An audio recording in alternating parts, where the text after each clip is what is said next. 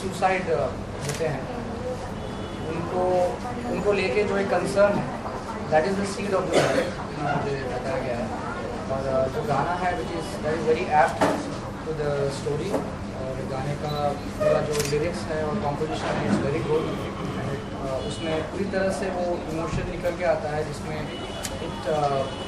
गाने के दो हिस्से हैं। एक हिस्सा वो एक सैडनेस बताता है, एक पैथोस बताता है, जिसमें एक दर्द है कि अगर ऐसे चिल्ड्रन सुसाइड होते हैं तो क्यों होते हैं।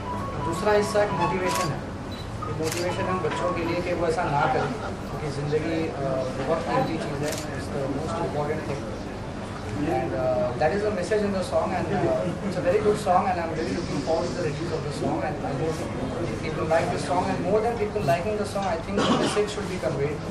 And if the song and this movie touches people's hearts, and if we are able to make a difference, then I think that will be the biggest success of this song and the movie. Okay, if you can hum some line, what are the lines would be, I hope you remember.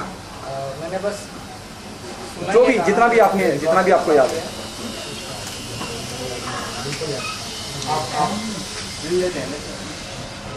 सोचता है तो क्या या जीने के वास्ते तुझे और चाहिए क्या। सोचता है तो क्या तुझे जीने के वास्ते तुझे और चाहिए क्या। ज़मीन मिली आसमां मिला ये चांद सितारा।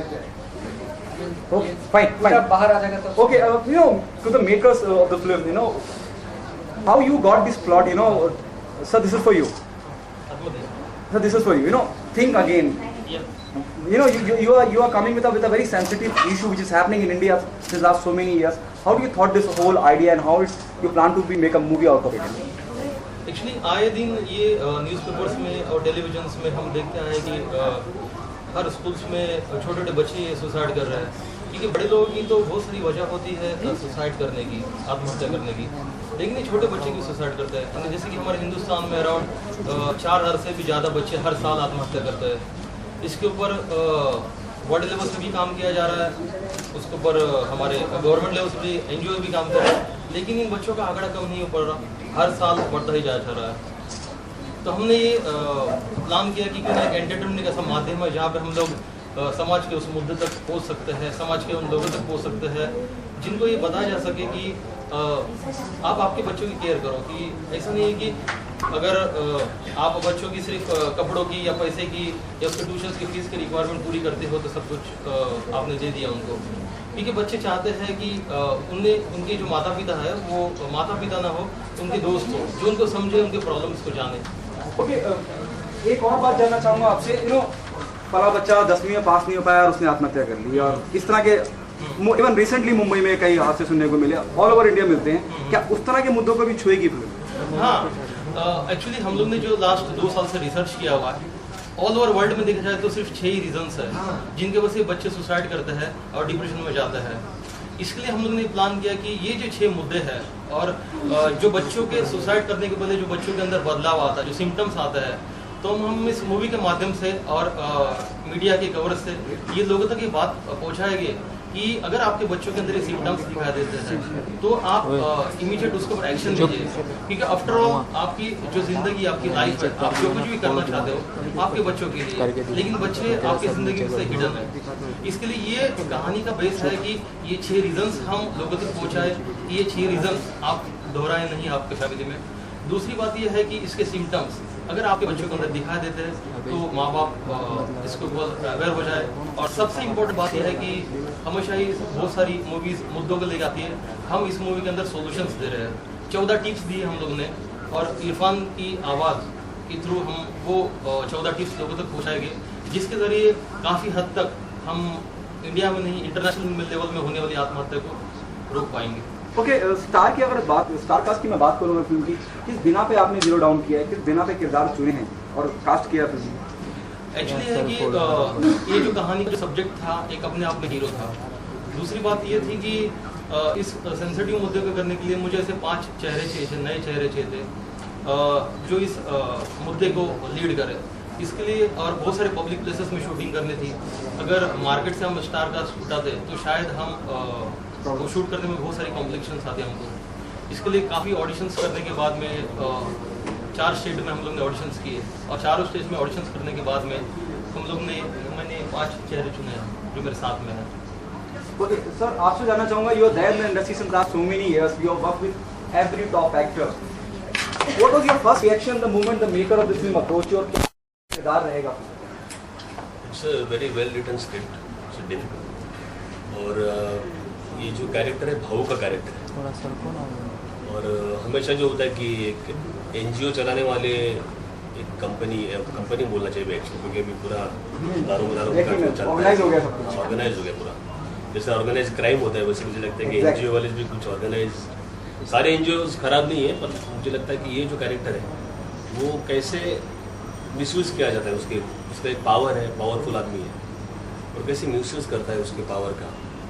और एक्चुअली बच्चों के लिए लोग सेंसिटिव नहीं है, क्यों नहीं है, बहुत अच्छी तरह से दिखाया इसने मोदी साहब ने कि कैसे उनके पेरेंट्स को भी अप्रोच करना चाहिए, बच्चों को, नेबर्स को अप्रोच करना चाहिए, मतलब किसी को तो नोटिस करना चाहिए कि बच्चों में कुछ बदलाव हो रहा है, कि बच्चा क्या रिएक्ट कर रहा है, क्यों नहीं कर रहा है।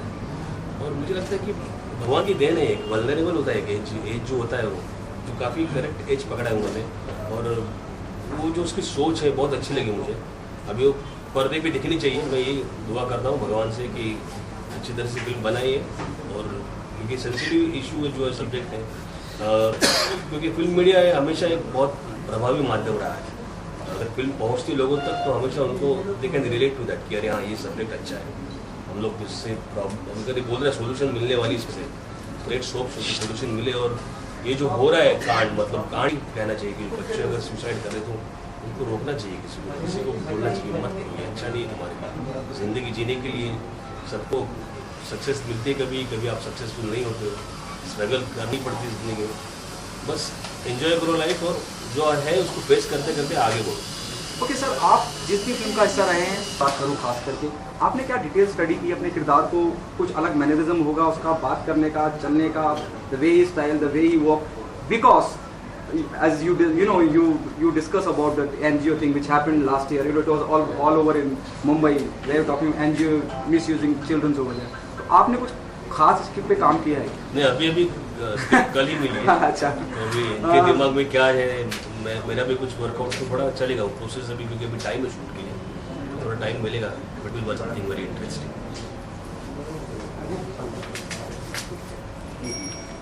Bollywood from media side, please tell us about yourself. Sir, मेरा नाम दिव्या लखन है, मैं इस मूवी में लीड करने जा रही हूँ।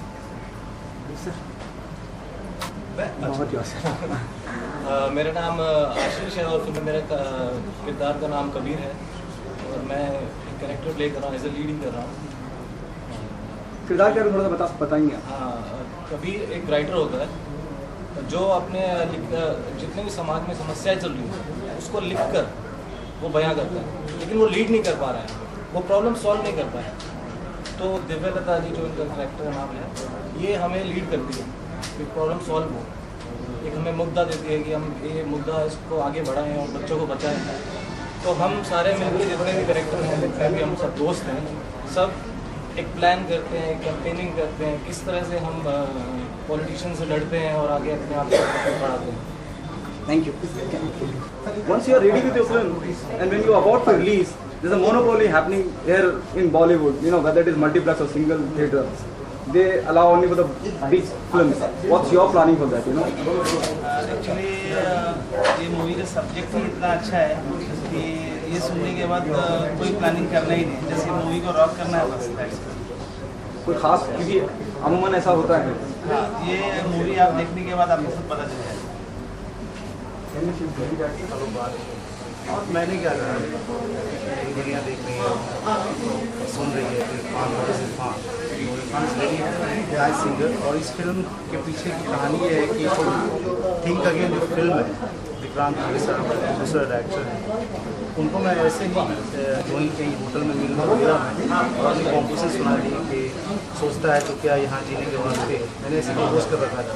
उन्होंने बोला कि रंजीत तुम कुछ सुनाओ, तो मैंने सुना, वो पसंद आ गया। फिर उन्होंने बोला कि वो चाहिए मुझे, तो मैंने इरफान को कॉल किया, इरफान के सामने आज ही गाना रिकॉर्ड हुआ है। Irfan, tell us what's your take on about the whole subject, even the film. It's a very good subject और जैसे आपने खुद कहा, it's a very sensitive subject and I hope they make a very good film out of this because इससे बहुत help होगा, it's not just about the success or failure, but it's going to touch a lot of people's hearts, I believe.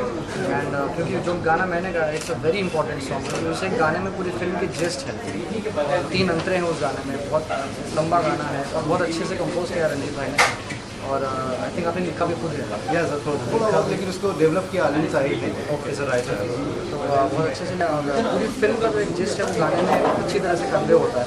So very happy कि बहुत अच्छी recording हुई है and I hope गाना बाहर है तो लोगों को पसंद है और फिल्म भी बहुत पसंद है। कंपैरिजन हमेशा होता है जब कोई सिंगर एक नई कोशिश करता है, उसके पिछले काम से कंपैरिजन होता है।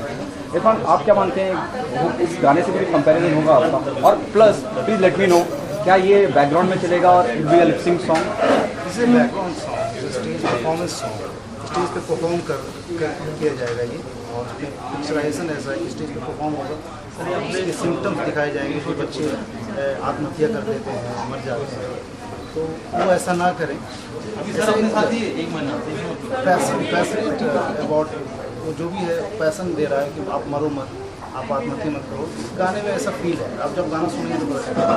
Irfan, do you got emotional while recording the song? Though it's a very, I'm repeating myself, it's very sensitive issue here in India. Of course, क्योंकि कोई भी गाना रिकॉर्ड करते वक्त उस गाने का जो मीनिंग है उसमें डूबना ज़रूरी होता है। रोमांटिक सॉन्ग हो, सैड सॉन्ग हो या कुछ भी हो, ये गाना गाते वक्त मुझे आई could definitely feel and I could connect because film के डायरेक्टर भी रिकॉर्डिंग में थे, एक्सप्लेन टू मी कि ये फिल्म क्यों बन रही है और इसका मकसद क्या है। So I could definitely relate to that and I was just singing ये सोच के कि मैं जो गा रहा हूँ उस गाना लोगों के दिलों तक पहुँचे और जिस मकसद से गाना बन रहा है वो मकसद पूरा हो। आई होप जब गाना रिलीज हो तो लोगों को पसंद आएगा। Thank you so much. Thank और मैं इसमें इकबाल का कैरेक्टर